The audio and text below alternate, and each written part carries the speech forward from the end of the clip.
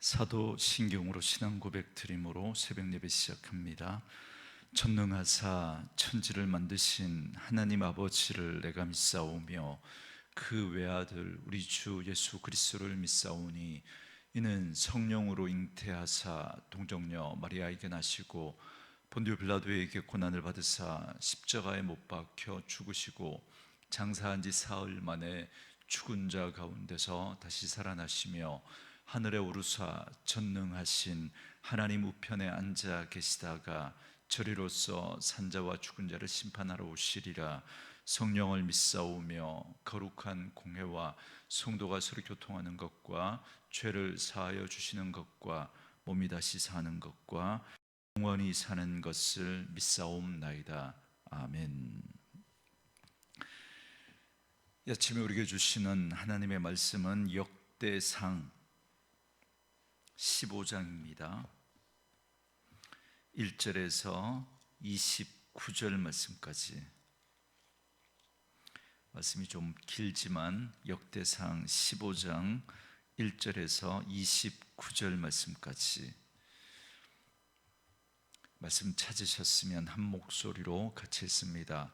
다윗이 다윗성에서 자기를 위하여 궁전을 세우고 또 하나님의 궤를 둘 곳을 마련하고 그것을 위하여 장막을 치고 다윗이 이르되 레위 사람 외에는 하나님의 궤를 맬 수 없나니 이는 여호와께서 그들을 택하사 여호와의 궤를 메고 영원히 그를 섬기게 하셨음이라 하고 다윗이 이스라엘 온 무리를 예루살렘으로 모으고 여호와의 궤를 그 마련한 곳으로 메어 올리고자 하여 다윗이 아론 자손과 레위 사람을 모으니 그앗 자손 중에서 지도자 우리엘과 그의 형제가 120명이요 무라리 자손 중에 지도자 아사야와 그의 형제가 220명이요 게르솜 자손 중에 지도자 요엘과 그의 형제가 130명이요 엘리사반 자손 중에 지도자 스마야와 그의 형제가 200명이요 헤브론 자손 중에 지도자 엘리엘과 그의 형제가 80명이요 우시엘 자손 중에 지도자 암미나답과 그의 형제가 120명이라. 다윗이 제사장 사독과 아비아달을 부르고 또 레위 사람 우리엘과 이사야와 아사야와 요엘과 스마야와 엘리엘과 암미나답을 불러 그들에게 이르되 너희는 레위 사람의 지도자이니 너희와 너희 형제는 몸을 성결하게 하고 내가 마련한 곳으로 이스라엘의 하나님 여호와의 궤를 메어 올리라. 전에는 너희가 매지 아니하였으므로 우리 하나님 여호와께서 우리를 찢으셨으니 이는 우리가 규례대로 그에게 구하지 아니하였음이라 하니 이에 제사장들과 레위 사람들이 이스라엘 하나님 여호와의 궤를 메고 올라가려 하여 몸을 성결하게 하고 모세가 여호와의 말씀을 따라 명령한 대로 레위 자손이 채 하나님의 궤를 꿰어 어깨에 매니라. 다윗이 레위 사람의 어른들에게 명령하여 그의 형제들을 노래하는 자들로 세우고 비파와 수금과 제금 등의 악기를 울려서 즐거운 소리를 크게 내라 하매 레위 사람이 요엘의 아들 헤만과 그의 형제 중 베레야의 아들 아삽과 그의 형제 무라리 자손 중에 구사야의 아들 에단을 세우고 그 다음으로 그들의 형제 스가랴와 벤과 야시엘과 스미라못과 여히엘과 운니와 엘리압과 분하야와 마세야와 마띠디야와 엘리블레후와 믹네야와 문지기 오베데돔과 여이엘을 세우니 노래하는 자 헤만과 아삽과 에다는 노재금을 크게 치는 자요 스가랴와 아시엘과 스미라못과 여히엘과 운니와 엘리압과 마세야와 분하야는 비파를 타서 알라못에 맞추는 자요 마띠디야와 엘리블레후와 믹네야와 오베데돔과 여이엘과 아사시아는 수금을 타서 여덟째 음에 맞추어 인도하는 자요 레위 사람의 지도자 그나야는 노래에 익숙함으로 노래를 인도하는 자요 베레갸와 엘가나와 궤 앞에서 문을 지키는 자요 제사장 스마냐와 요사밧과 무다넬과 아미세와 스가랴와 분하야와 엘리에셀은 하나님의 궤 앞에서 나팔을 부는 자요, 오베데돔과 여히야는 궤 앞에서 문을 지키는 자이더라. 이에 다윗과 이스라엘 장로들과 천부장들이 가서 여호와의 언약궤를 즐거이 메고 오벳에돔의 집에서 올라왔는데, 하나님이 여호와의 언약궤를 맨 레위 사람을 도우셨으므로 무리가 수송아지 7마리와 순양 7마리로 제사를 드렸더라. 다윗과 및 궤를 맨 레위 사람과 노래하는 자와 그의 우두머리 그나냐와 모든 노래하는 자도 다 세마포 겉옷을 입었으며, 다윗은 또 배 에봇을 입었고, 이스라엘 무리는 크게 부르며 뿔나팔과 나팔을 불며 재금을 치며 비파와 수금을 힘있게 타며 여호와의 언약궤를 메어 올렸더라. 여호와의 언약궤가 다윗 성으로 들어올 때 사울의 딸 미갈이 창으로 내려다보다가 다윗 왕이 춤추며 뛰노는 것을 보고 그 마음에 업신여겼더라. 아멘. 오늘은 함께 읽으신 역대상 15장 말씀을 중심으로 언약궤가 입성하는 날이라는 제목의 말씀으로 잠시 은혜를 나누겠습니다.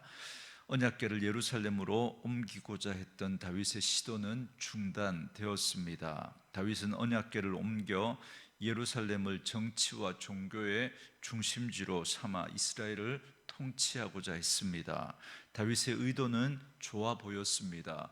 영적으로 보였고 믿음으로 보였고 실리도 있었습니다. 그러나 다윗의 계획은 틀어졌고, 이를 통해 다윗은 자신을 돌아보아야만 했습니다.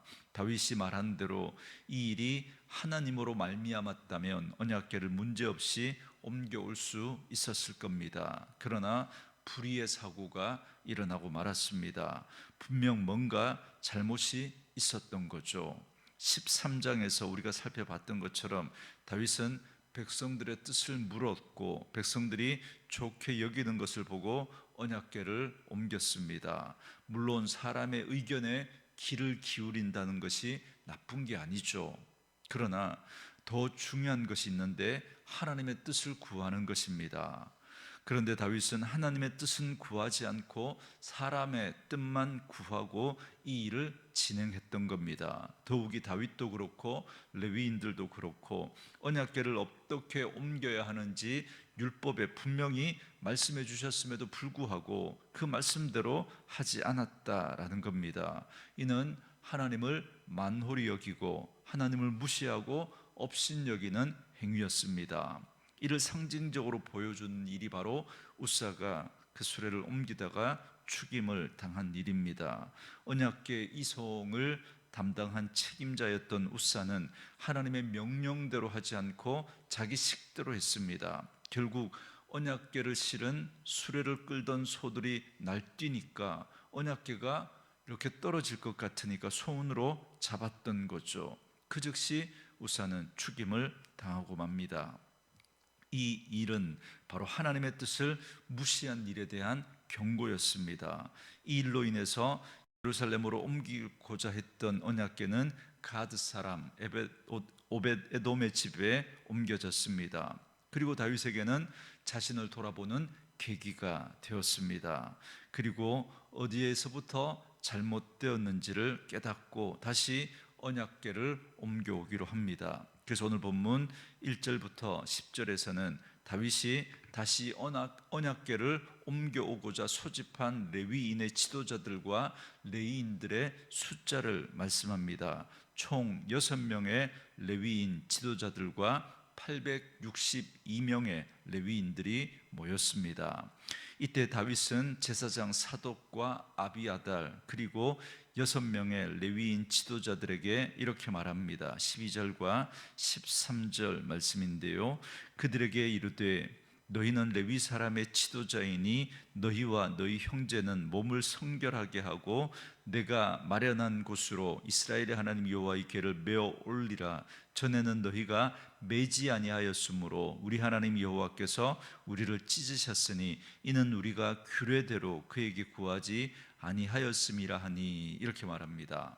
하나님의 거룩한 궤는 반드시 레위인이 직접 어깨에 메어 이동해야 했습니다. 그것은 율법에 분명히 기록되어져 있는 명령입니다. 그런데도 블레셋은 언약궤를 빼앗은 후에 자신들에게 내린 그 재앙으로 인해서 할 수 없이 언약궤를 이스라엘로 돌려보냈습니다.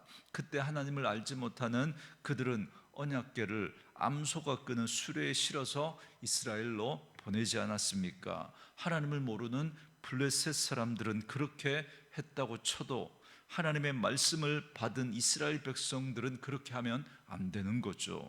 언약궤를 옮기는 방법을 하나님이 분명히 말씀해 주셨습니다. 반드시 레위인이 몸으로 메어야 했던 것입니다. 다윗은 예기치 못한 시련을 통해서 자신을 돌아보게 되었고, 그리고 무엇이 잘못되었는지를 알게 되었습니다. 여러분, 우리는 일상의 삶을 통해서 깨닫지 못했던 것들을 어려움이나 고난을 통해서 우린 새롭게 보게 될 때가 있습니다. 사실 우리 인간이 어리석어서 평소에는 그 소중함을 잘 모르다가 잃어버리고 난 후에야 비로소 그 소중함을 깨닫곤 합니다. 건강을 잃어버리고 나서야 건강의 소중함을 알게 되고, 부모님이 돌아가신 후에야 비로소 부모님에게 효를 다하지 못한 것을 후회하는 것이 우리들입니다. 참 어리석은 모습입니다. 잃어버리기 전에, 후회하기 전에 미리 먼저 그 소중함을 아는 것이 참된 지혜입니다. 그래도 다행인 것은 뜻하지 않은 시련을 통해서 다윗은 참된 예배자로 살아가는 것이 어떤 의미인지를 깨닫게 됩니다. 하나님의 궤를 옮길 때 중요한 건 아름답게 단장한 새 수레를 준비하는 것이 아니다라는 사실을 다윗이 비로소 깨닫게 된 것입니다. 다윗은 그 언약궤를 옮겨오고자 하는 그 마음의 그 중심은 분명히 귀한 것이지만, 그러나 말씀대로 하지 않았던 거죠. 자기는 아름답게 단장한 새 수레로 그렇게 정말 마음을 다해서 하면 된다라고 생각했지만, 그러나 하나님이 분명히 말씀해 주셨던 그 언약궤를 옮기는 그 방법을 그가 무시했던 겁니다. 사람이 죽는 어려움을 겪고 나서야 다윗은 비로소 그 의미를 알게 된 거죠. 언약궤를 옮기는 준비는 하나님 앞에서 성결하게 서는 것에서부터 시작된다라는 걸 그가 깨닫게 됩니다. 그래서 다윗은 12절에 말씀했던 것처럼 제사장과 레위인들의 우두머리를 불러 성결을 명령합니다. 하나님의 궤를 옮기는 준비는 하나님 앞에 서는 것이기 때문에 하나님 앞에서 자기 자신을 살피는 것이 바른 준비의 과정입니다. 그래서 다윗은 자신을 살피면서 하나님 앞에서 무엇이 잘못되었는지를 알게 되었던 겁니다. 이 땅을 살아가는 우리들이 갑작스럽게 마주치게 되는 수많은 사건 속에서, 혹은 뜻밖의 고난과 그런 어려움 속에서 우리는 우리들의 삶의 방향을 다시 한번 돌아보게 됩니다. 우리가 원하는 대로 되지 않는 것이 우리에게 고통과 어려움의 순간이지만, 오히려 그 순간이 우리에게 복이 될 수도 있다라는 사실입니다. 여러분, 만약에 다윗이 하나님의 궤를 자신의 방식대로 예루살렘에 옮겨오는데 성공했다면 여러분 어떻게 됐을지 한번 생각해 보십시오.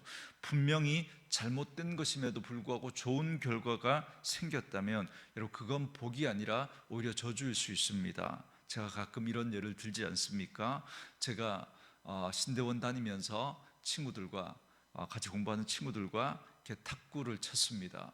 이렇게 탁구를 치니까 이기는 게 목적이니까 어떻게든 막 이기려고 막 가진 방법을 다 하면서 휘둘렀는데, 이 분명히 잘못된 그 자세인데 그게 들어가는 거예요. 그러니까 그때부터 계속 그렇게 잘못된 자세인 줄 알고 막 휘두르는 거예요. 여러분, 그게 나중에 제가 이제 탁구를 좀 배우게 되면서 레슨을 받는데, 이 잘못된 자세를 고치는데 이게 얼마나 어려운지 모릅니다. 잘못 휘둘렀는데 그게 들어가잖아요. 그게 여러분 복이 아니라 저주일 수 있다는 겁니다. 그 잘못된 자세 때문에 더 이상 발전을 할 수가 없는 것이죠. 여러분, 우리가 신앙생활 하면서 여러분 내 생각대로 내 마음대로 그렇게 했는데 내가 원하는 것을 갖게 되면 그때부터 교만해져서 하나님도 자신의 방법대로 생각하고 자신의 방법대로 섬기고자 하는 그 불신앙과 교만의 나락으로 떨어질 수 있습니다. 내가 원치 않는 일들이 벌어졌고 내가 생각지 못한 상황이 벌어졌다면 그때 우리는 멈춰서 그때 하나님의 뜻이 무엇인지 돌아볼 수 있어야 하나님 앞에 참된 예배자로 설 수 있습니다. 고난을 통해서 보여주시는 하나님의 바른 길을 우리는 그때 비로소 찾을 수 있기 때문에 그렇습니다. 그렇기 때문에 여러분, 우리가 뜻하지 않는 고난, 그것이 고난으로만 그렇게 생각하지 마시고 하나님이 우리를 바꾸어 가시려고 하시는 하나님의 손길이다라는 사실을 잊지 마십시오. 여러분, 우리 몸을 봐도요, 우리 몸에 어떤 고통이 오잖아요. 그건 하나님께서 우리 안에 잘못된 것이 있다라는 사실을 알려주시면서 사인을 주시는 거예요. 경고를 주시는 거예요. 그런데 그 고통을 우리가 계속 무시하잖아요. 나중에는 돌이킬 수 없는 그런 결과들을 가져오게 됩니다. 우리의 삶에 찾아오는 고통은 하나님이 우리에게 보내시는 사인과 같습니다. 잘못되었다는 겁니다. 고치라는 거죠. 우리가 자세가 잘못되었다면 자세를 고쳐야 되고요, 우리의 식습관이 잘못되었다면 그걸 고쳐야 여러분 우리가 파국을 맞지 않을 수 있습니다. 그래서 다윗은 12절에서 이스라엘의 하나님 여호와의 궤를 메어 올리라 이렇게 말합니다. 본래 하나님이 명하신 대로, 하나님이 원하셨던 그대로 말씀대로 실천했던 것이죠. 다윗이 임의로 언약궤를 수레에 운반했던 건 하나님의 말씀과는 다른 것이었기 때문에 그렇습니다. 우리가 옳다고 생각하는 것, 우리의 기준이 늘 문제가 되는 건 그것이 하나님의 말씀과 다르기 때문입니다. 우리의 판단 기준보다 더 중요한 것은 하나님의 판단 기준이고 하나님의 말씀입니다. 이것을 우리는 하나님의 뜻이라고 말합니다. 그것은 막연하고 모호한 것이 아니라 내가 원하는 의도대로 내 마음대로 왜곡할 수 있는 말씀이 아니라 우리의 삶 가운데 보여주시는 확고하고 분명한 하나님의 선하시고 하나님의 기뻐하시고 온전하신 뜻이라는 사실을 여러분 꼭 기억하시고, 그래서 우리가 하나님의 말씀을 우리의 마음에 담아가는 것이 중요합니다. 계속 우리가 그 하나님의 말씀을 우리의 마음에 담을 때 그 하나님의 말씀이 우리의 선명한 기준이 되어서 우리의 생각이 아니라 하나님의 말씀대로 살아가는 그런 참으로 지혜로운 자, 그리고 참으로 하나님을 경외하는 예배자의 삶을 살아갈 수 있습니다.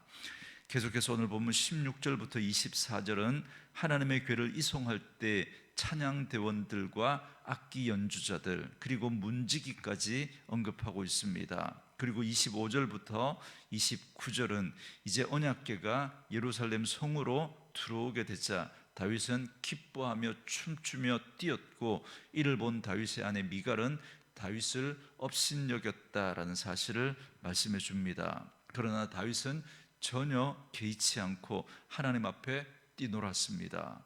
이전에 사람의 뜻, 사람의 생각을 구하고 여론을 의식하던 모습과는 전혀 다른 모습으로 변화된 다윗의 모습을 보여줍니다. 다윗은 언약궤 앞에 춤추며 찬양하며 하나님을 온전히 예배했던 것입니다.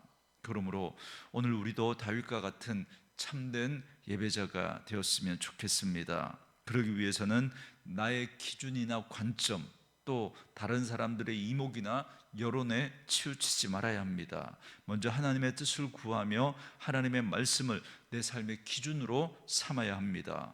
그러면 때로 고난이 찾아오고 일이 실패할 수도 있습니다. 그러나 이를 통해서 더욱 하나님의 뜻을 바라보고 하나님의 뜻을 찾고 구하는 영적인 안목을 갖게 되고 더욱 하나님의 뜻에 합당한 예배자로 살아갈 수 있습니다. 바라기는 말씀으로 오늘 이 하루를 시작하는 저와 여러분들은 다윗처럼 실패와 고난 가운데 잠시 멈추어 서서 하나님 앞에 하나님의 뜻을 묻고 하나님의 마음이 무엇인지, 또 말씀 앞에서 우리가 잘못된 것은 무엇인지를 돌아보고 돌이키고, 그래서 하나님 앞에 참된 예배자로 세워져 가는, 그래서 우리의 모든 삶이 하나님 앞에 드려지는 아름다운 예배가 되어지는 저와 여러분 되어줄 수 있기를 주님의 이름으로 축원합니다. 주신 말씀 묵상하시면서 이 찬양 함께 들으시며 기도하는 시간 갖겠습니다.